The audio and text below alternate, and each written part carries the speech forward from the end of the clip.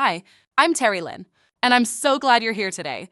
This series of 3 videos is called Achieving Luminosity with Transparent Watercolors. They're all about 1.5 hours long and jam-packed with info you may never have heard about, unless you've attended one of Jim's workshops somewhere in the world, read his book, watched his DVD videos, or just wonder what this dude does with watercolors. What's important is that you have an opportunity to learn a lot. Jim's letting it out to the world free of charge.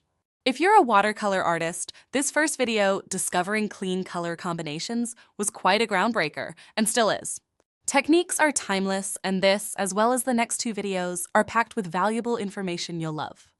You'll notice that some graphics will pop up on the screen and then disappear before you can study them. So I thought it would be a great idea to give you a heads up. Right after my intro, and before you start the Discovering Clean Color Combinations video, you'll have a chance to pause and take screenshots of the watercolor wheel, guidelines, the matrix, and one more thing that's even more important, a simplified 3-ring wheel, then print the 3 photos or just set your screenshots to the side. Once you have the charts, you can pause the upcoming video, Discovering Clean Color Combinations, whenever you want, as a reference to clarify something. For some odd reason, he decided to include the way it was when he sent it to Watson Guptill, as well as the way the publisher presented it. You can choose what you want or all 3 photos, although the 3-ring wheel takes center stage in color mixing. It's all free, so have at it. I think he was a bit tense and nervous in the first 5 minutes or so of his first video, since he did all of his videos completely alone, but he loosened up once he was at his easel. The information you'll glean will become more and more clear as he demonstrates lots of ways to develop clean, saturated color combinations and what happens when you think you have the right mixture. And it dries, looking kinda muddy. By the way, there's a great demonstration at the end of each of the 3 videos. Now, here's a fun tidbit for you. This upcoming video was actually recorded on tape. Yep, on tape, not digitally like today. Almost 30 years ago, he edited it using over 40 hour-long tapes to bring you the best of yesterday to what's still relevant today. He even mentions watching this on your TV or VCR. Fortunately, Jim has upgraded the resolution using the latest video AI technology, so you can enjoy it with a bit more clarity. The following videos in the series were each completed a few years apart as technology steadily improved. Tech moves on, right? I'm certain you'll find inspiration and valuable insights on how to achieve luminosity with your watercolors, as well as what makes it muddy. So, when you're ready, and you've had a chance to look over your charts, then dive right into discovering clean color combinations. Ciao!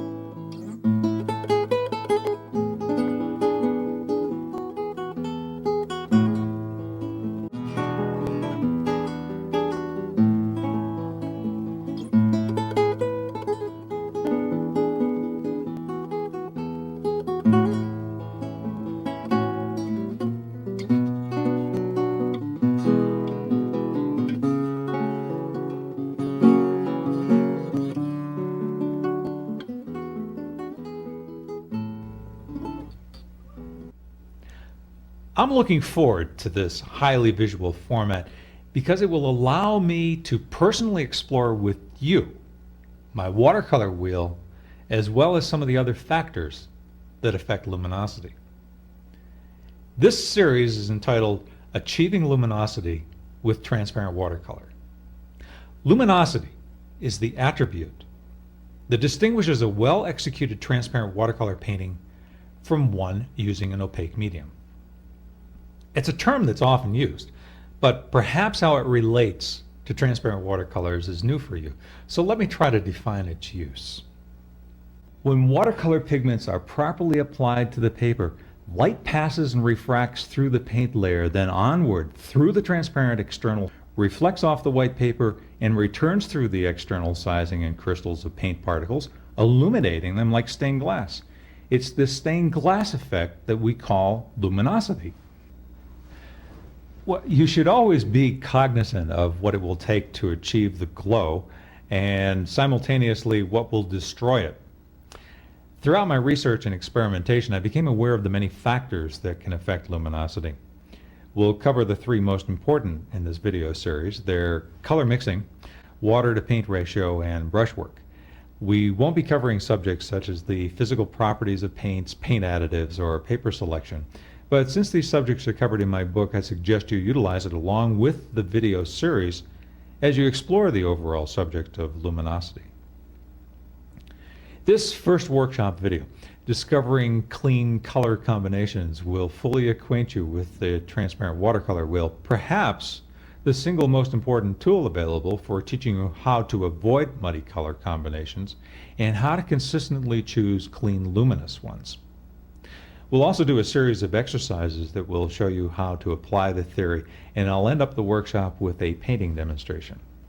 All three videos in this series finish up with a demo where I apply the lesson just taught. On the second tape, called The Mysterious Juicy Wash Demystified, we'll tackle the seldom taught concept of water to paint ratio. In my classes, I found the majority of my students, including some who are advanced, don't understand how to properly suspend their watercolors.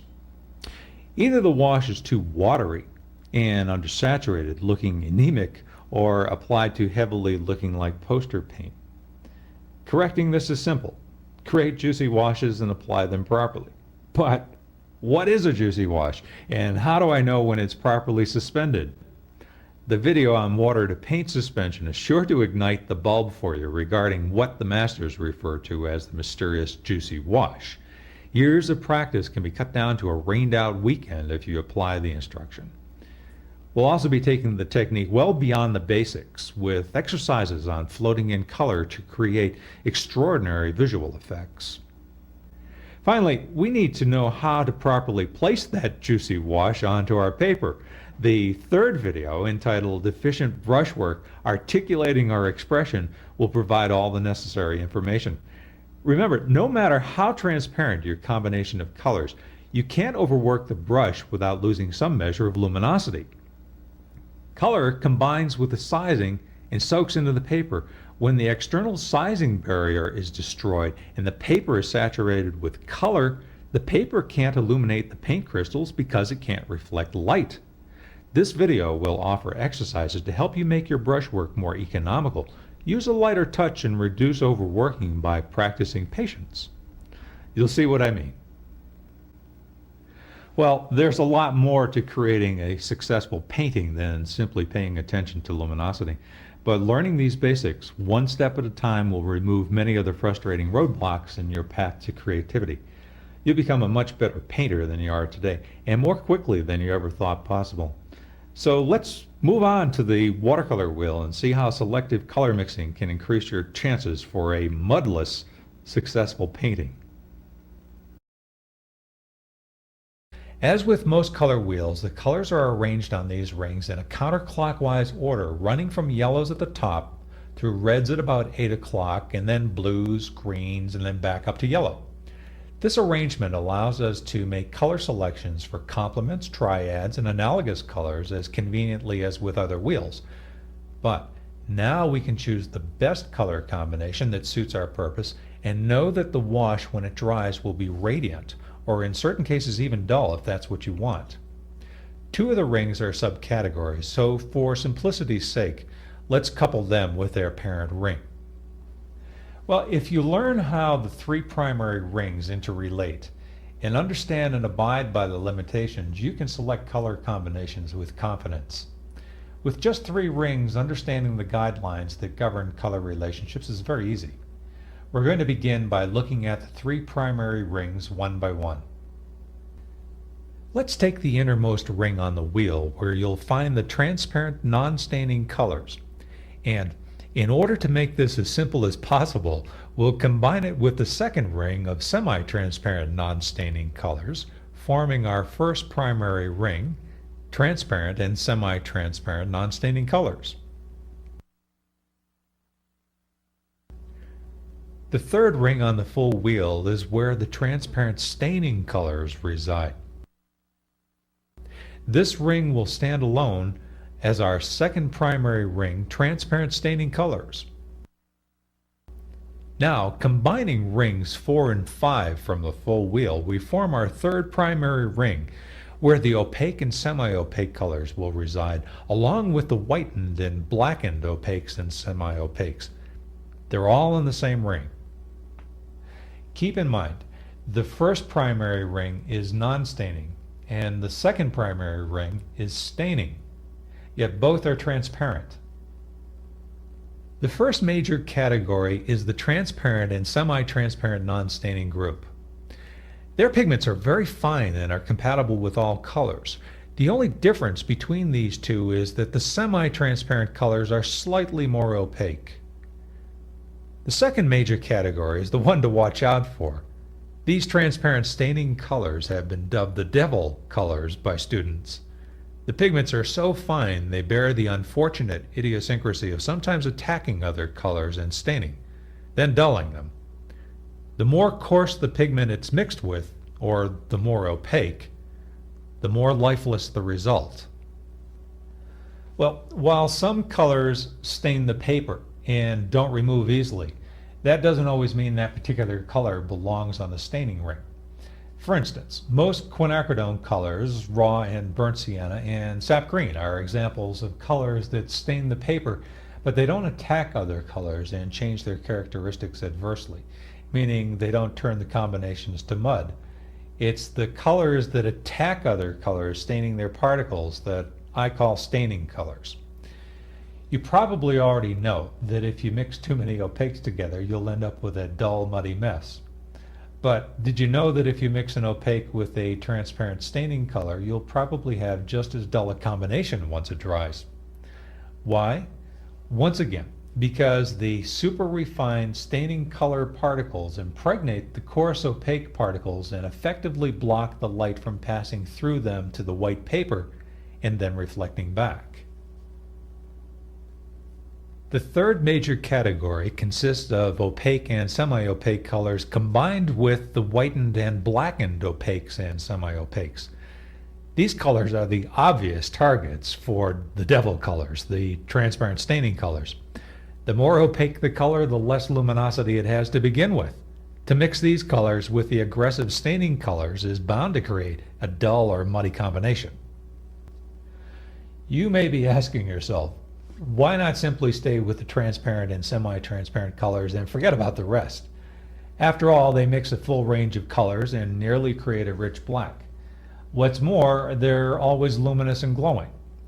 Well, the other categories have their distinct moments and advantages too.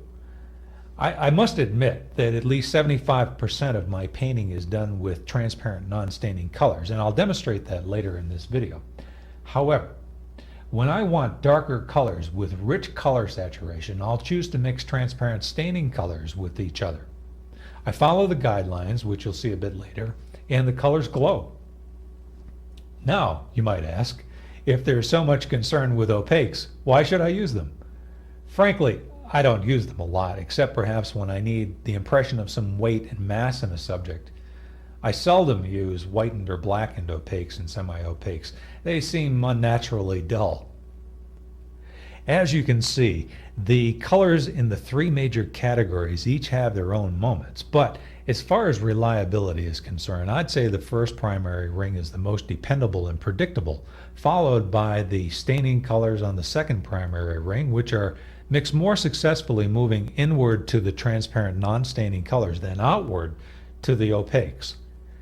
Finally, the opaques on the third primary ring are often the most problematic because they don't mix well with the staining colors and are severely limited in the number of other colors in the same category that can be mixed. But on the positive side, they actually become less opaque when mixed with a transparent non-staining color from the first ring. Now that you've seen the watercolor wheel and have an idea how it works, let's take a closer look at each category using a very handy tool for determining what the outcome of mixing the various color categories might be. It's a matrix, And as you can see, the color categories are arranged in white boxes across the top, as well as along the left side.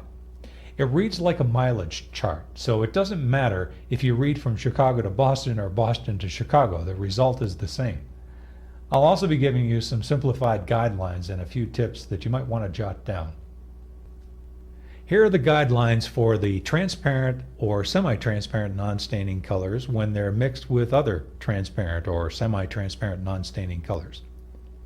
Transparent non-staining colors mix or glaze very well with other transparent non-stainers without restrictions. Semi-transparent non-staining colors may be used like transparents, only with a little more prudence and restrictiveness.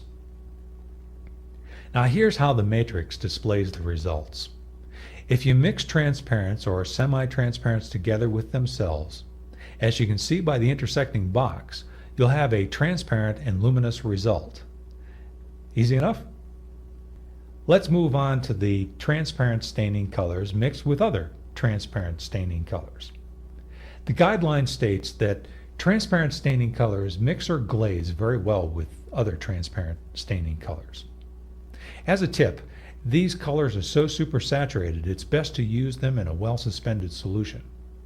Another tip is to add the darkest transparent staining colors to any mixture slowly, as they can quickly overwhelm lighter colors.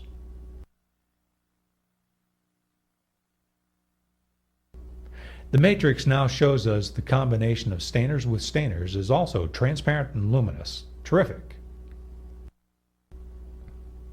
Let's see what happens when we mix transparent staining colors with transparent non-staining and semi-transparent non-staining colors. Remember, this could just as well be stated the other way around. The first guideline, transparent staining colors mix well with transparent non-staining colors. Next, transparent staining colors mix fairly well with semi-transparent non-staining colors. A tip that's worth restating: add the darkest transparent staining colors to a mixture slowly and keep them well suspended in water. The matrix has this advice for mixing stainers with non-stainers. Generally successful. Transparents are slightly dulled by staining dyes. Add the stainers slowly.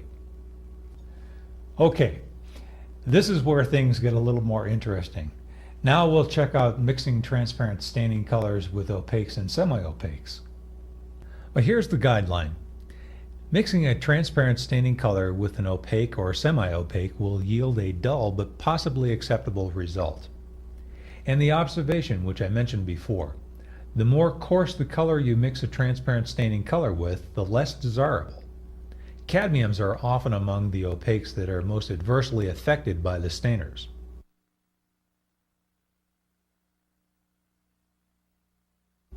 The matrix makes all of this pretty clear and concise. It reads, very dull, especially the cadmiums and the more opaque colors. Are you beginning to see how following these guidelines might save you from launching into a poor color combination? Next, rather than using the stainers, let's look into mixing transparent and semi-transparent non-staining colors with the opaques and semi-opaques. Here's our first guideline. Mixing a transparent non-staining color with an opaque or semi-opaque yields an acceptable result. Quite a dramatic difference from the dull results produced by the transparent staining colors. A second guideline states, the more opaques or semi-opaques you use in the mixture, the less luminosity. Remember, the more the muddier. Here's a tip. Mixing a transparent non-stainer with an opaque or semi-opaque will actually make the mixture more transparent than if the opaque or semi-opaque was used alone.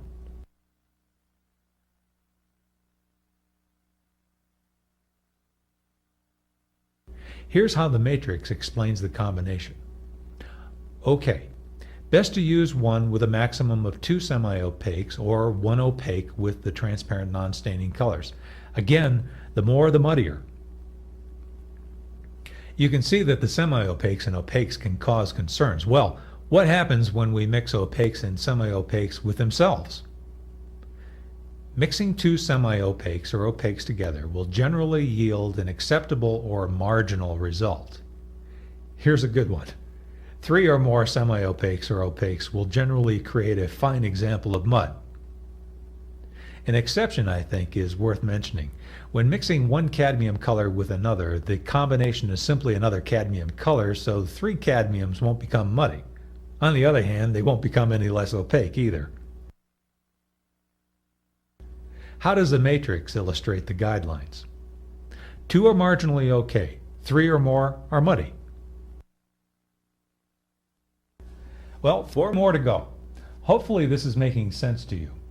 Next, let's explore what happens when we mix opaques and semi-opaques with whitened or blackened opaques and semi-opaques. The first guideline shouldn't surprise you. Mixing a semi-opaque or opaque with a whitened or blackened semi-opaque or opaque will generally yield an acceptable, if not marginal, result. The next guideline states, two or more semi-opaques or opaques will create a grayed, dull, and murky result. The matrix doesn't think much more highly of the combinations. Two are marginally okay, three or more are gray and murky. These aren't the best color choices you can make unless you want the weight of the colors to add the sense of mass or produce a mute passage. Our next combination concerns mixing whitened or blackened opaques and semi-opaques with themselves. Undoubtedly, you've caught on to the scenario by now. Here's the first guideline. Mixing a whitened or blackened semi-opaque or opaque with another whitened or blackened semi-opaque or opaque will generally yield an acceptable, if not marginal, result. The next guideline, three or more whitened or blackened semi-opaques or opaques mixed together will create a chalky and often grayed mud puddle. Well, when we check out the matrix, we find a less than desirable result. It states, two are sometimes okay, three or more are muddy, chalky, or gray. Personally, I avoid combining these colors. Just when you thought all of this was going downhill, we run into a more satisfactory combination. We'll mix transparent or semi-transparent non-staining colors with the whitened or blackened opaques and semi-opaques. Here, the guidelines help us by explaining that mixing a transparent or semi-transparent non-staining color with a whitened or blackened opaque or semi-opaque yields an acceptable result. The guideline logically states, the more opaques or semi-opaques you use in the mixture, the more dull. Well, the more the muddier. The tip is encouraging. Mixing a transparent non-stainer with a whitened or blackened opaque or semi-opaque will actually make the mixture more transparent than if these opaques or semi-opaques were used alone.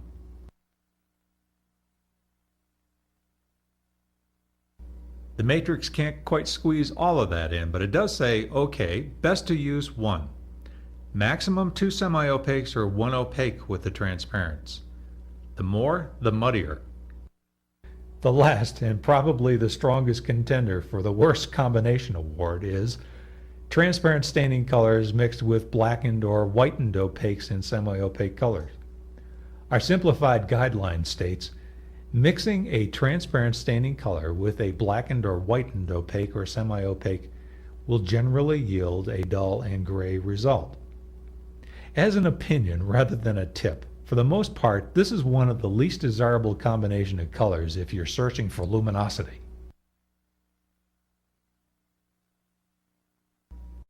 When we look at the intersecting boxes of the matrix, we find a concise and emphatic statement, dull and gray. This may actually be desirable if you need a mute passage for a background. The guidelines in the matrix hold the key to understanding color relationships. Grasp it and you'll be well on your way to choosing colors wisely rather than randomly. You see, many colors are visual equivalents, but are very different in their characteristics. If you choose a color simply because it looks right, luck becomes a factor in the outcome. Sometimes it'll work and sometimes it'll fail. So if the last section is clear in your mind, let's move ahead. If it's still a little vague, grab a cup of high-octane coffee, back up the tape, sit back and listen to it again. Now, let's do a few exercises to clarify how the category relationships work. I think the best way to absorb this is to first watch the complete section, then rewind the tape and do each exercise with me. Hopefully, your TV and VCR are located where you can paint. Text blocks in the video will help you keep track of colors and what the objectives are. Here's a little tidbit I'd like to share with you before we get started. When I'm layering one wash over another, whether I'm actually painting or doing examples, I normally put yellow down first. I found that yellows don't glaze well over other colors, but if placed on the paper first, they help to create a radiant glow as an underglaze. We'll start with transparent non-staining colors on the inner ring. You'll love these colors. They can be lifted from dampened paper without leaving a strong stain behind.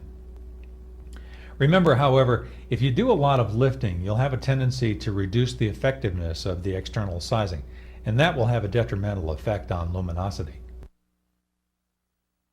For the first exercise, we'll overlap washes of Aurelian, Permanent Rose, Cobalt Blue, and Viridian.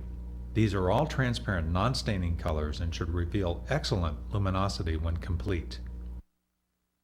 Here's an Aurelian wash being laid down with the paper at a slight angle. Flat's okay too. Keep the brush strokes to a minimum. When you think the wash is dry, check it with the back of a finger. It shouldn't feel cool, but should be the same temperature as the paper. Don't rush it. If you're in doubt, wait a little longer, otherwise the colors will bleed and mix, negating your efforts. I've charged the brush with water, picked up some cobalt blue, and now make sure it's properly suspended on the mixing tray before proceeding to the paper. More often than not, washes are too thin rather than too heavy. Keep that in mind and try to create a wash that looks somewhat like this one.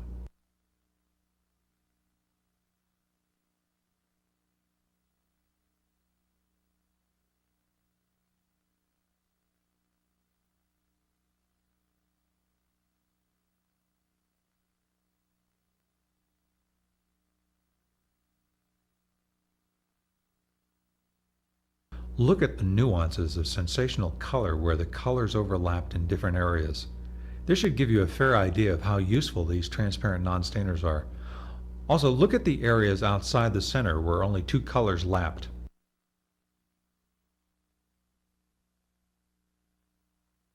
Normally, what I do when setting up to paint is to get about 3 to 5 colors suspended on the mixing tray, and then I draw upon these prepared pools to mix my color combinations. It's more efficient and it keeps my paint wells much cleaner. Doing exercises, I follow the same procedure. Timing is important in the next exercise. You don't want your first puddle of color to dry while you're preparing the others. Notice how I pull a fairly good sized glob of color to the tray and then discharge it.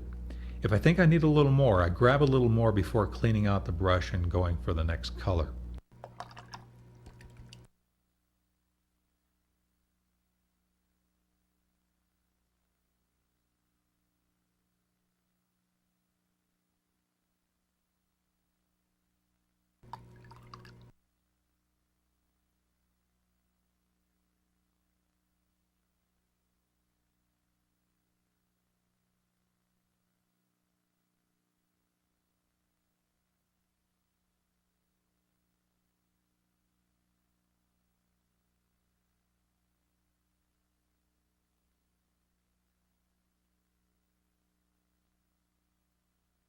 Finally, when I have all of the concentrated colors out, I charge the brush with clear water and liquefy the colors so that they're as saturated with color as they can be and still be called the proper watercolor wash. When you see a dome to the puddle, that's a good indication that the wash is right. Of course, you might also have it a little too thin, but at least this gives you some information towards suspending your colors. The next video on water to paint ratio will help to make all of this clear, but for now, take a close look at these suspensions and try to duplicate them, looking for the dome.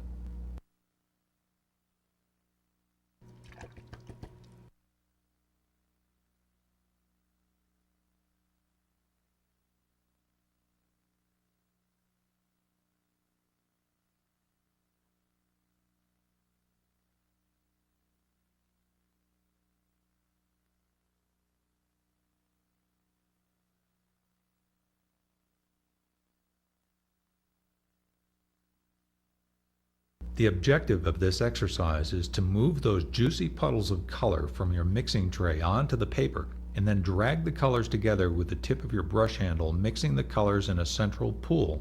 You might never use a mixture like this while you're painting, but it's encouraging to see that even if you mix outlandish combinations, the result is still luminous because transparent non-staining colors are very user-friendly.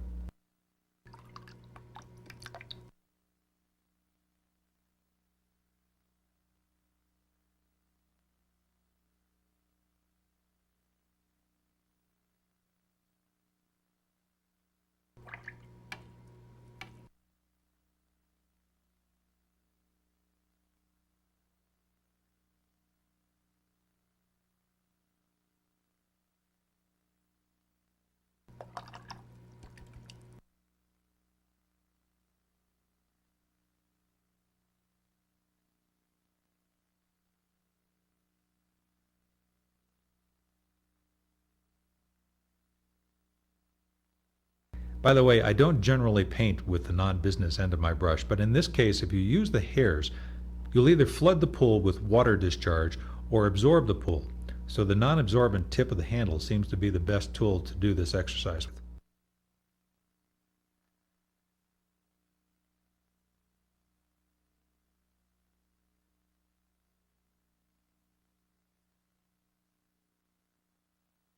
Remember how saturated this center pool was? I'm always amazed to see that it dries with such luminosity. This color mixture is dark, but it has lots of spunk. This is what makes watercolor a special medium, and that's why these transparent non-staining colors are so essential.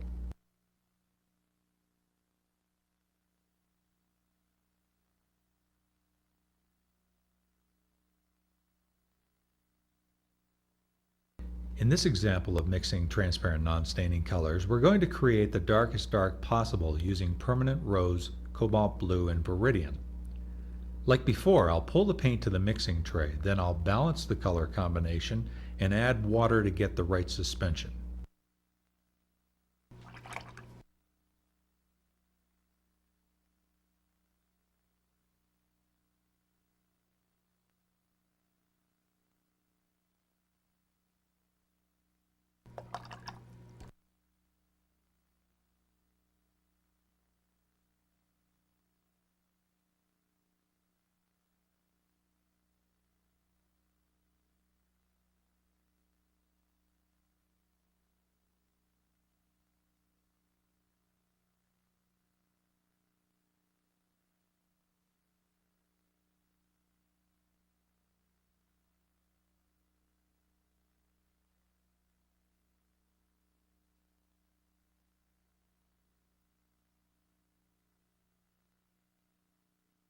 To create a neutral dark, try using a little more of the permanent rose and viridian than cobalt blue.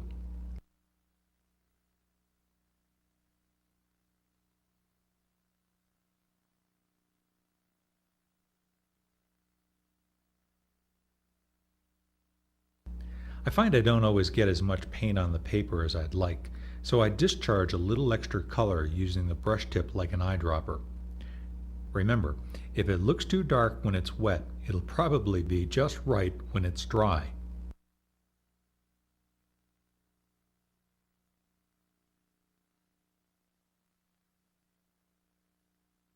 The result is good. Despite how dark this statement is, light is still bouncing back from the paper, illuminating the transparent non-staining paint crystals. In my opinion, this is a much better solution to creating a near black than using a tube color that lacks luminosity.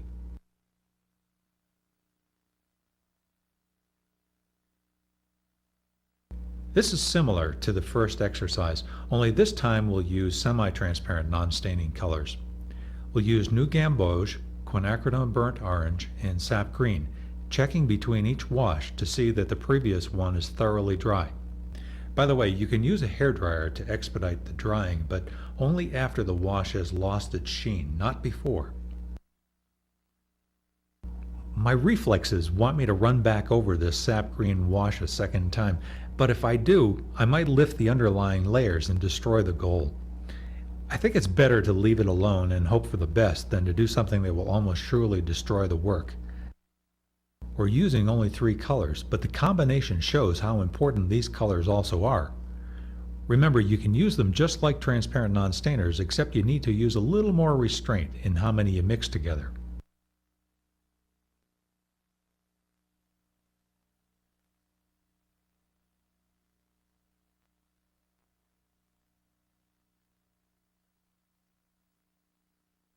For our 5th example, tilt the paper just a little. First, I apply 2 pools of organic vermilion as our semi-transparent non-staining base color. Above one, I'll place a pool of viridian, a transparent non-staining color. And above the other, I'll place phthalo green, a transparent stainer. Next, I'll drag the greens down into the pools of vermilion and let them mingle.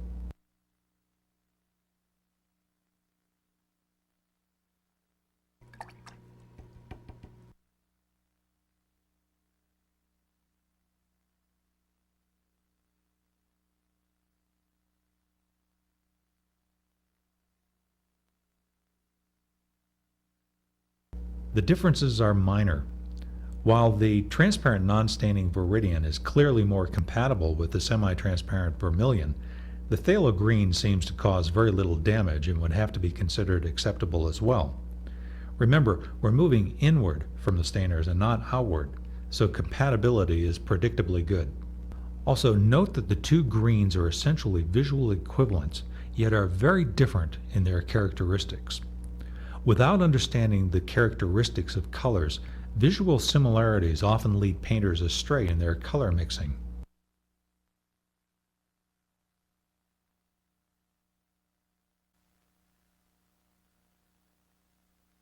In this 6th example, we'll glaze bands of transparent staining colors. If you remember the matrix, this one came up as transparent and luminous, just as the transparent non-stainers did.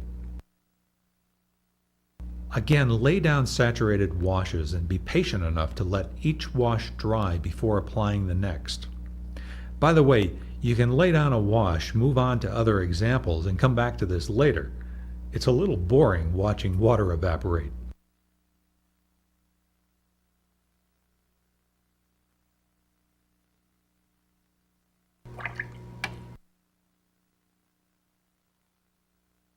When all the washes are completed, it's easy to see why these colors are so sensational. Sure, they have their drawbacks, but look at these rich and luminous nuances of color. Stay on the same ring or move inward rather than outward, and you'll be delighted to have these colors in your paint wells.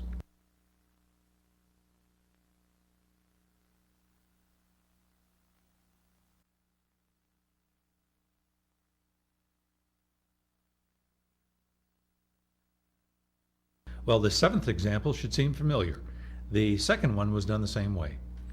Rather than a phthalo yellow, I'm using aurelian. The other colors are alizarin crimson, or carmine, phthalo blue, and phthalo green.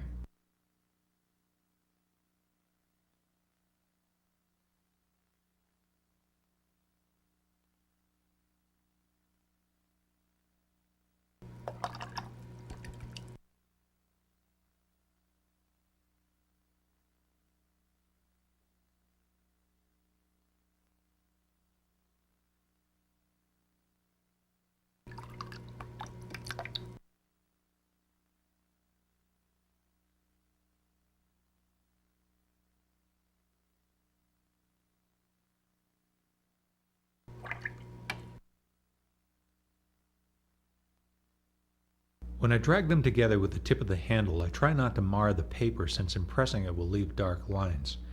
If you use an aquarelle with a slant at the end of the handle, you could scratch the surface. True, it's only an example and not suitable for framing, but why not do your best anyway?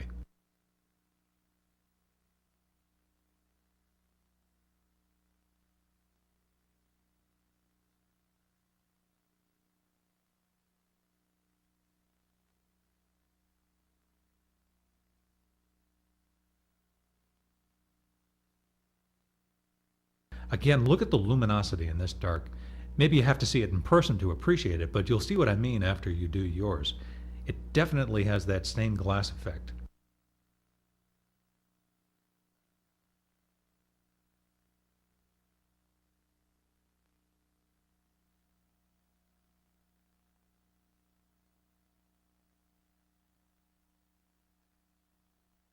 Once again, let's create the darkest neutral dark we can. This 8th example shows us how intense, dark, and glowing these transparent staining colors can be. Most manufacturers' color charts say these colors are opaque. I agree that they can be opaque, but you'd have to be a little off your rocker to use them that way. These colors have so much tinting strength they should only be used in a well-diluted manner, and even then, they're very intense. However, they're very capable of making lovely tints as well. Look at the transparency and luminosity of this dried example. Vary your mixture and maintain a light touch with your brush, and these colors will soar.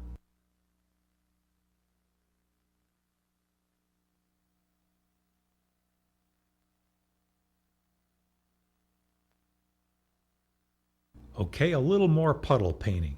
You've seen the good stuff, now let's whip up a little mud. Here I'll mix cadmium yellow, cadmium red, French ultramarine, and phthalo green. The cadmiums with French ultramarine blue lack desirability to begin with since we have two opaques with a semi-opaque, but when we add a stainer like phthalo green, the stainer attacks the opaques and semi-opaque, making them less transparent than they were before.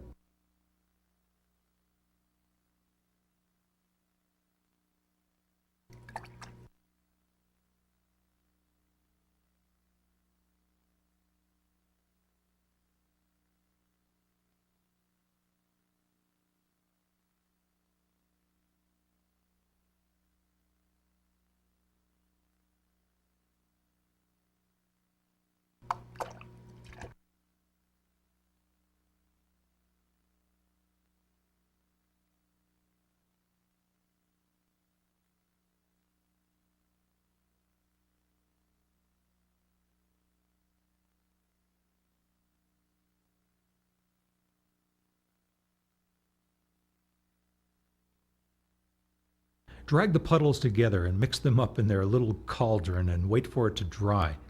It's interesting that when the mixture is wet, it looks as if it could be luminous. It must dry before you can judge it.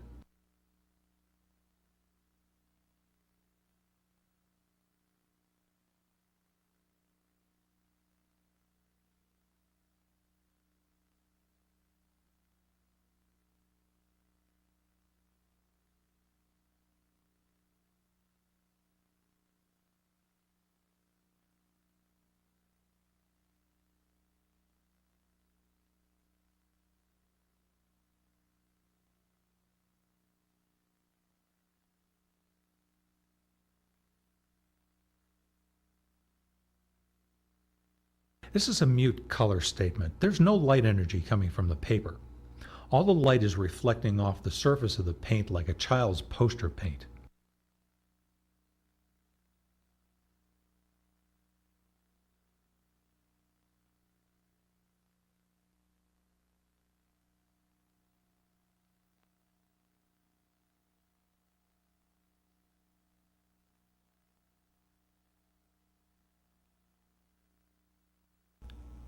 You may not have all of these colors, and even if you do, you'll probably decide not to use some of them after you see the results.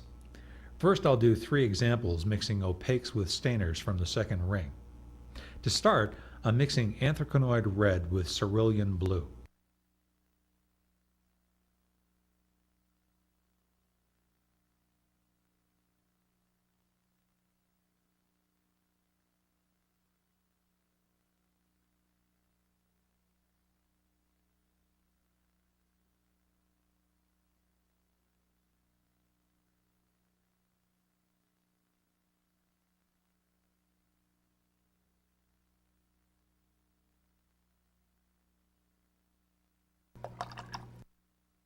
Next, I'll mix phthalo blue with light red. The third example is phthalo green with yellow ochre.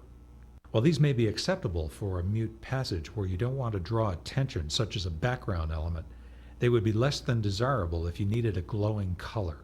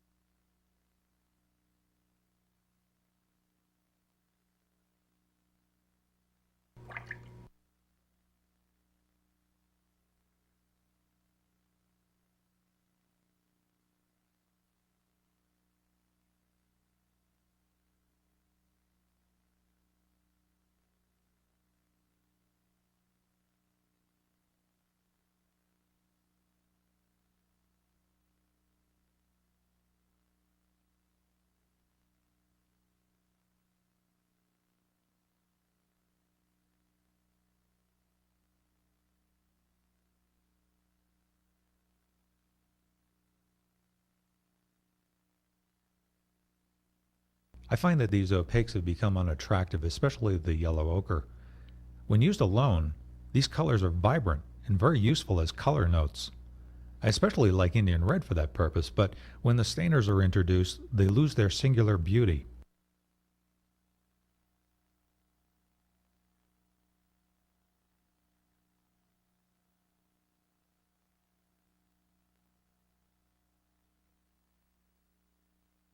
Let's see what happens when we switch to visually equivalent transparent non-stainers in place of the stainers. I'll use permanent rose, cobalt blue, and hooker's green, and I think we'll find that the colors are not only more compatible than the staining anthracnard red, phthalo blue, and green, but they also make the opaques more transparent than they were alone. This is important to remember. If you want to use a particular opaque color but aren't delighted with its heavy appearance, try mixing a near visual equivalent transparent or semi-transparent non-stainer with it to make it more transparent. You'll generally maintain the character of the opaque, but it'll appear more luminous.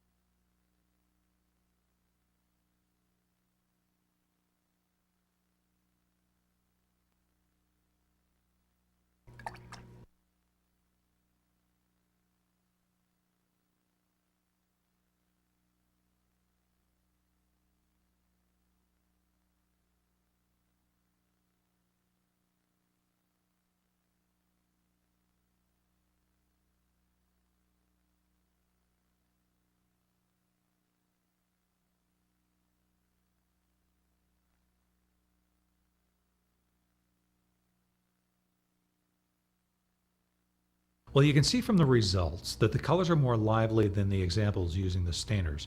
Still not ideal, but at least you know a little more about achieving luminosity even with opaques. Well, I hope you found the exercises useful for bonding the guidelines of the transparent watercolor wheel with the activity of painting. By the way, it makes sense to label the colors you used so that you can go back to them for later reference. Now we're ready to apply some of the guidelines you learned earlier in a simple study of a Mexican market scene. In order to keep you from nodding off while my brush is moving from the painting to the mixing tray and back, I'll compress time and occasionally skip ahead to a more useful training segment. You already know the paints I'll be using, but I'll mention them specifically as the study develops. As you can see, my sketch is already done. The paper is Twin Rocker's handmade rough, which has a visually sensational random pebbling of the surface. I've stretched the paper on a 1/4-inch plywood support board, which is sold as exterior door skin at lumber yards. You'll find full instructions for stretching paper in my book. It's a practice I highly recommend, even with heavier papers such as this. This paper is very white, moderately hard, and the sizing allows for lifting, which is a terrific and seldom found feature with rough paper. The brushes I'll use are Daniel Smith's Autograph Series Kolinsky Sable Rounds, a number 6 and a number 9. The flats are their number 14 and number 16 Kolinsky Sables. When I'm doing a full painting, I don't limit myself to beginning solely with the transparent and semi-transparent non-staining colors, as I will here. Ordinarily, I'll skip around a bit and work with whatever I need, but I don't ignore the guidelines. By the end, I probably used the non-stainers at least 75% of the time. So I'll start by pulling some Aurelian to the mixing tray and laying down the base of yellow I spoke of earlier. The mixing tray I use is an enameled butcher's tray. Finding one that has a flat bottom is a challenge, but if you encounter one, grab it. The advantage of the enameled surface over plastic is apparent when you begin to spread out your colors into thinner washes. With plastic, the colors squirm and bead. On enamel, they stay put and are much easier to judge for density and color. Some advocate scrubbing the surface of plastic to resolve the beading problem, but I found the surface so susceptible to staining it eventually distorts your color judgment.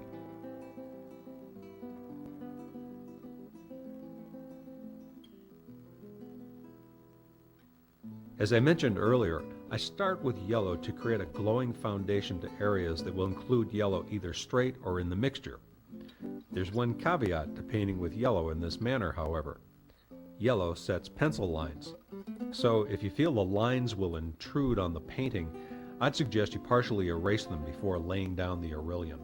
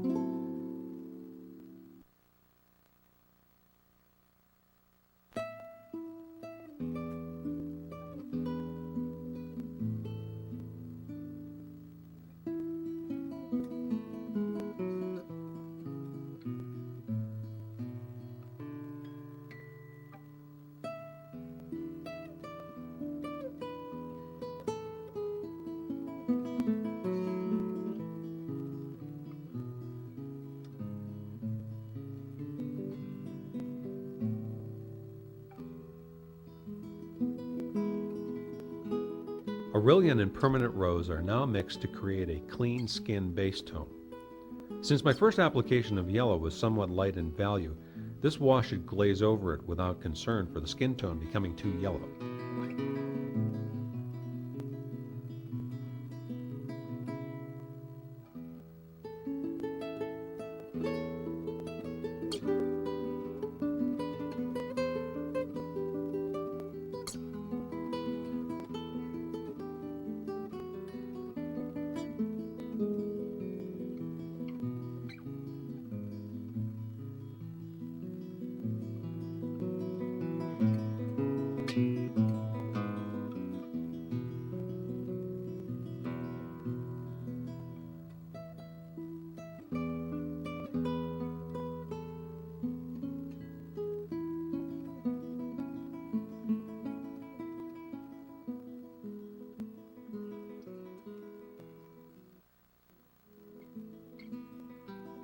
Here I'm skipping ahead using a mixture of cobalt blue permanent rose with a little Aurelian added to create a slightly grayed blue.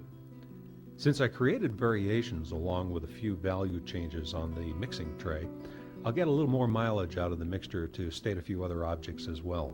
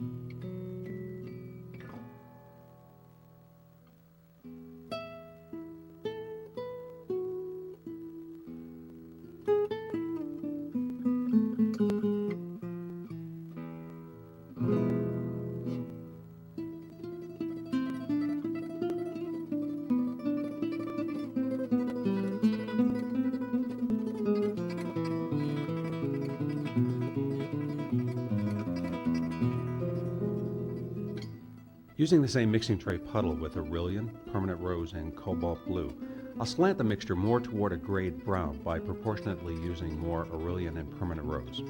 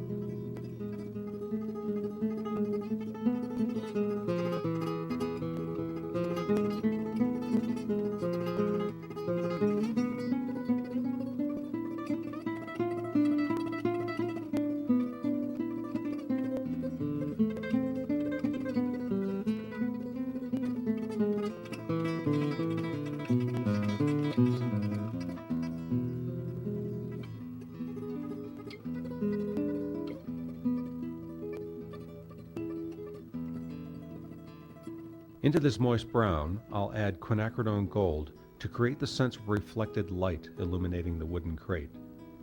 For me, quinacridone gold is much more versatile and transparent than raw sienna.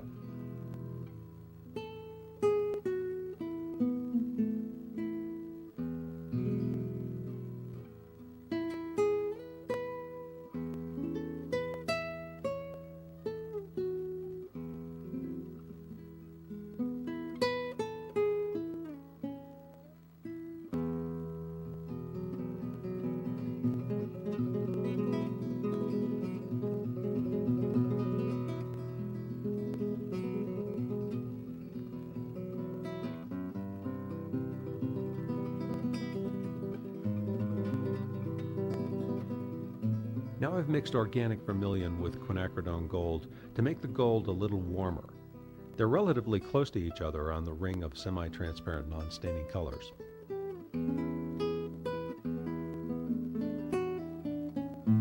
A thought comes to my mind as I use analogous colors here, meaning colors close to each other on the wheel. When you use stainers with opaques or opaques with themselves, you'll find analogous colors aren't affected as greatly when combined as those opposite each other on the wheel, known as complements. This bit of information should help you fine-tune your color mixing in the future.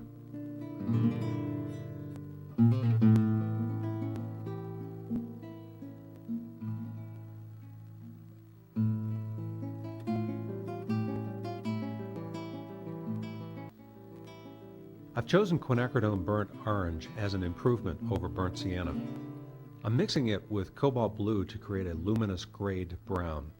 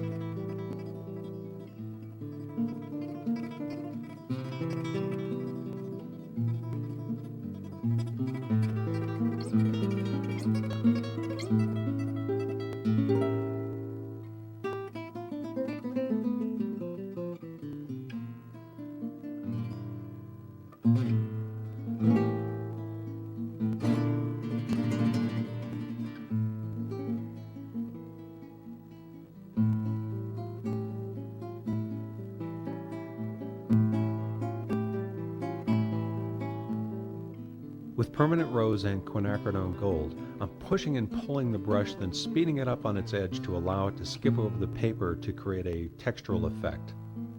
The colors I'm using to darken the awning are quinacridone gold, permanent rose, quinacridone burnt orange, and cobalt blue. But What visually similar combination wouldn't I use in this case? Well, probably opaques with stainers such as yellow ochre, alizarin crimson, light red, and phthalo blue.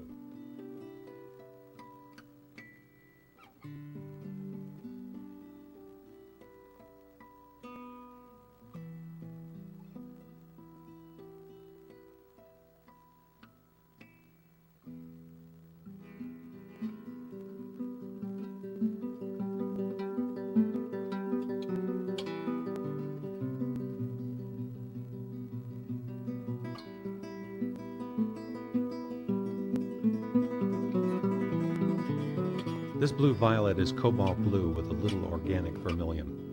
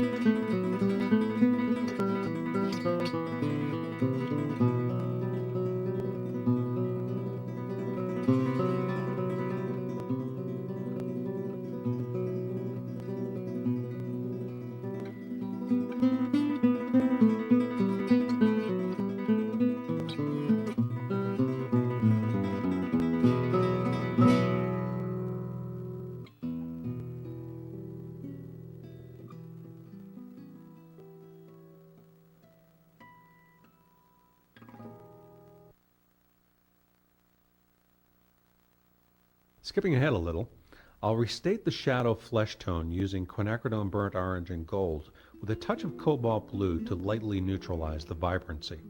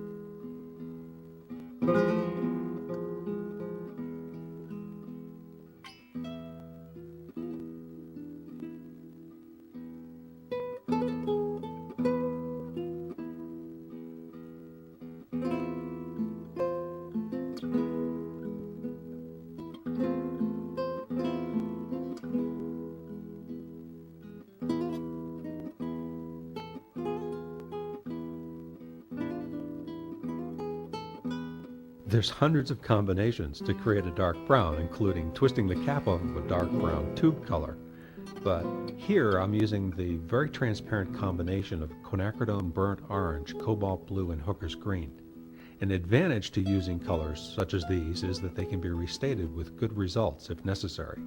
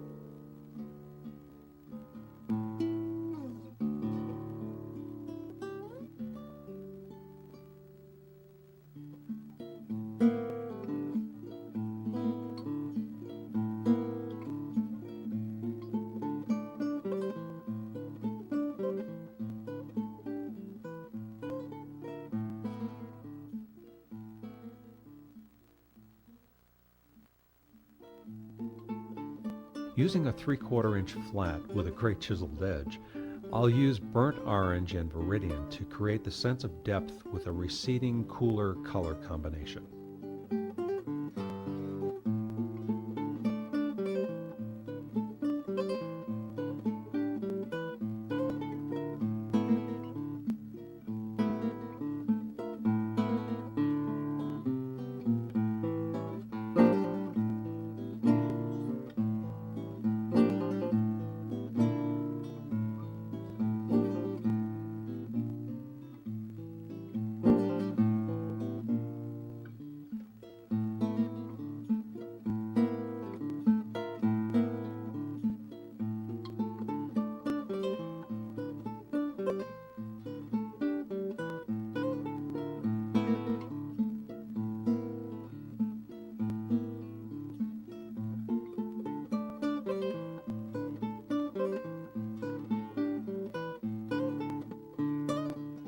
Remember, I'm using all transparent and semi-transparent non-staining colors, so I have no concerns regarding incompatible mixtures inadvertently creating a muddy combination.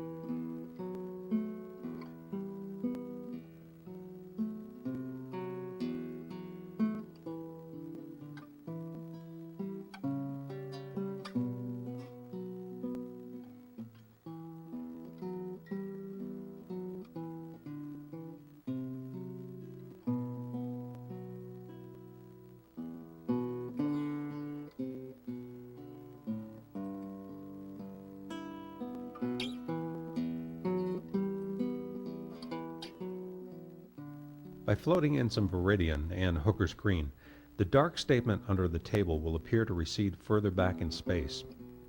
By using these transparent non-staining colors, I'm always fairly certain I'll end up with a clean, luminous statement.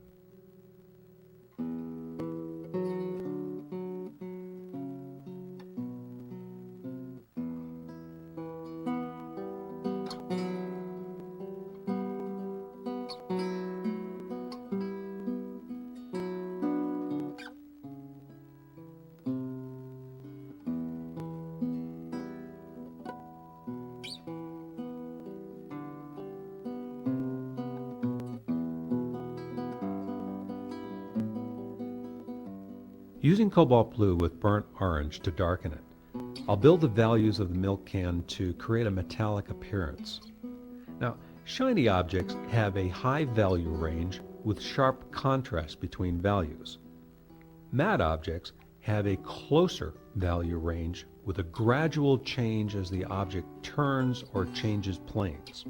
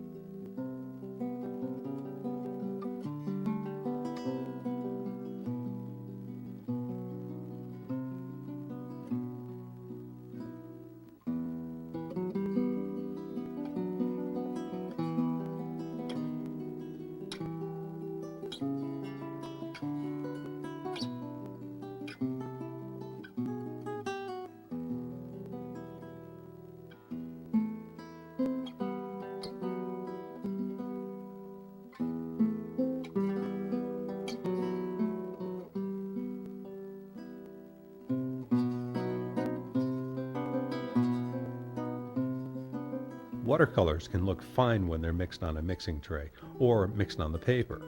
They even look great when they're wet on the paper. And then, like a miracle of nature, the wash dries as a gem or as unappealing as an oil spill on your garage floor.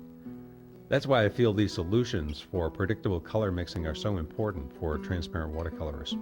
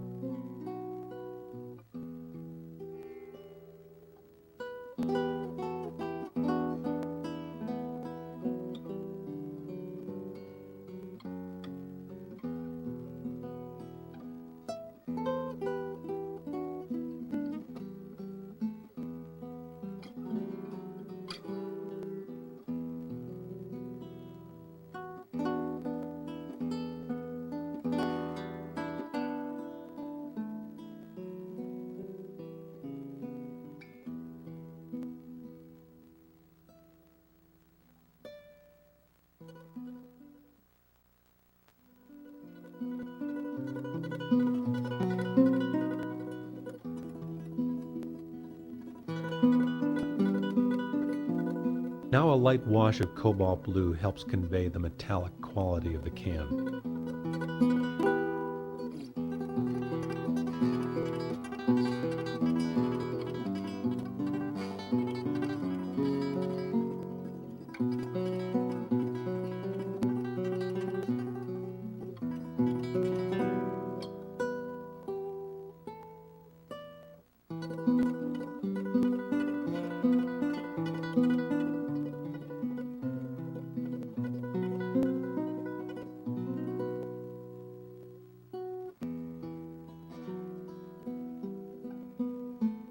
To create a variety of colors I can use to paint a rustic market basket, I'm mixing quinacridone gold, burnt orange, and cobalt blue.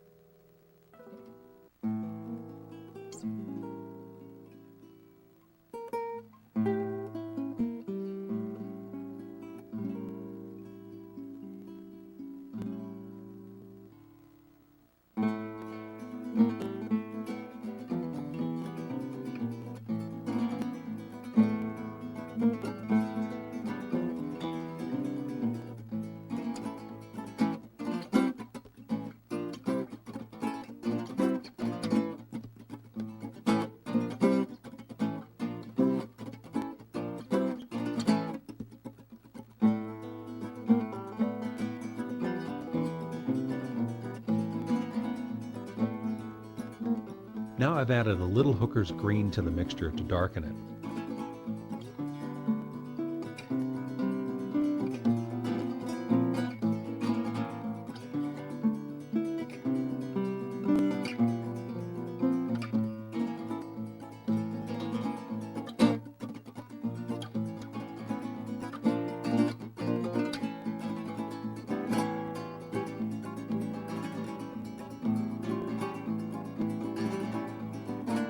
To make some negative shapes recede, I'm using Viridian Cobalt Blue with a little burnt orange.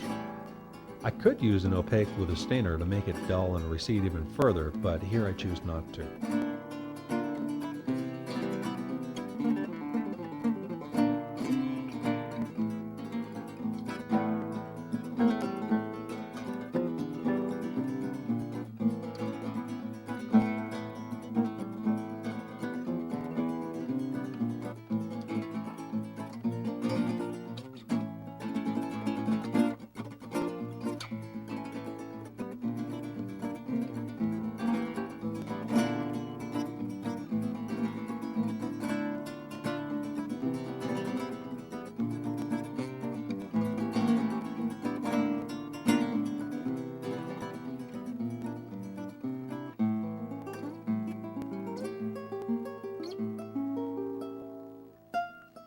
The warm gray of this bag is Aurelian, Permanent Rose, and Cobalt Blue.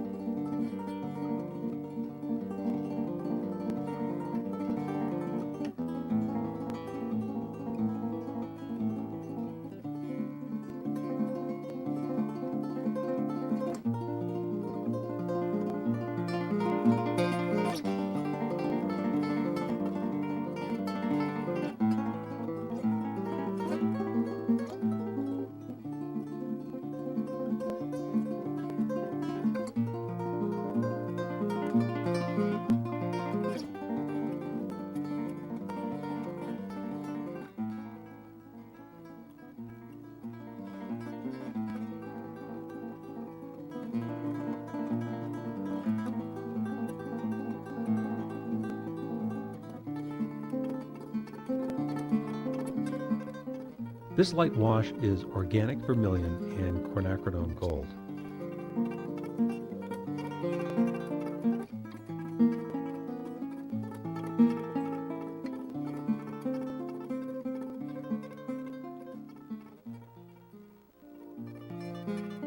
I'll skip ahead and paint some potatoes in this basket.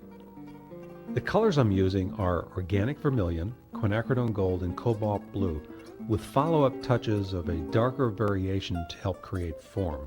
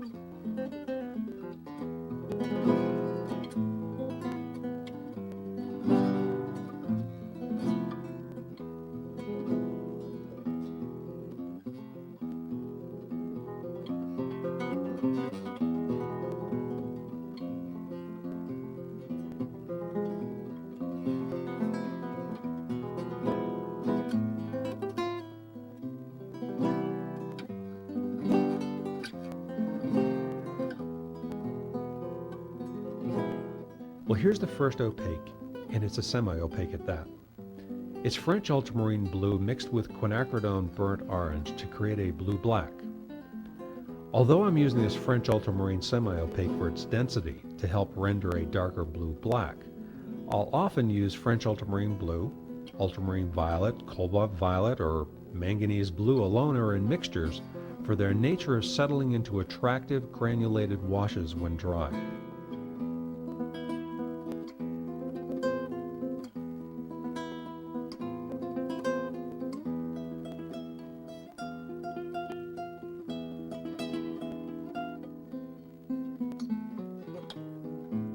To soften the edges of the folds, I'll drag a damp brush around the edges of the wet wash.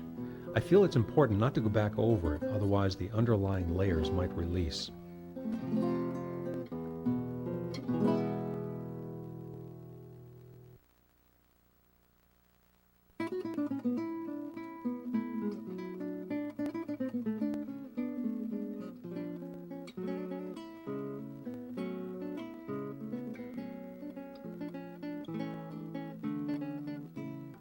Last but not least, I'll mix some stainers to punctuate a few darks. I'm mixing phthalo green, alizarin crimson, and phthalo blue.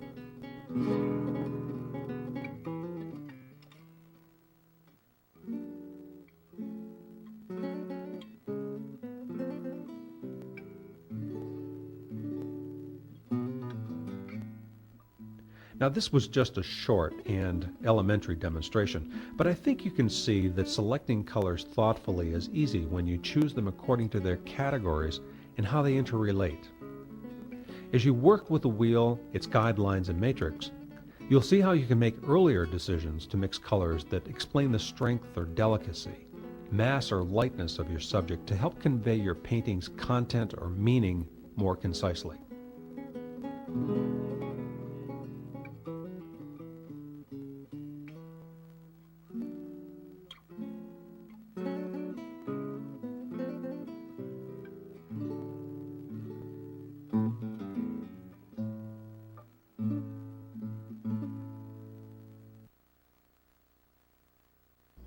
Well, you've been asked to absorb quite a bit of information in the last 90 minutes, and I'm sure you were scratching your head on a few occasions. But since you've made it this far, you probably have a fairly good understanding of the transparent watercolor wheel system and how it easily takes the guesswork out of color mixing. I realize there are a lot of color theories being taught. Most have validity and are actually compatible with this one. Some painters advise using colors I wouldn't even consider combining, but in their defense, I'll say this. It's my experience that even the muddiest combination, when properly suspended and applied correctly to fine paper, can produce a sensitive wash. It's a matter of control, seasoned practice, as well as the confidence to paint it resolutely. Unfortunately, the grand majority of watercolor painters aren't able to handle their colors that deftly. This is where you can benefit from this instruction to gain knowledge, proficiency, and then the confidence that will eventually allow you to paint that skillfully.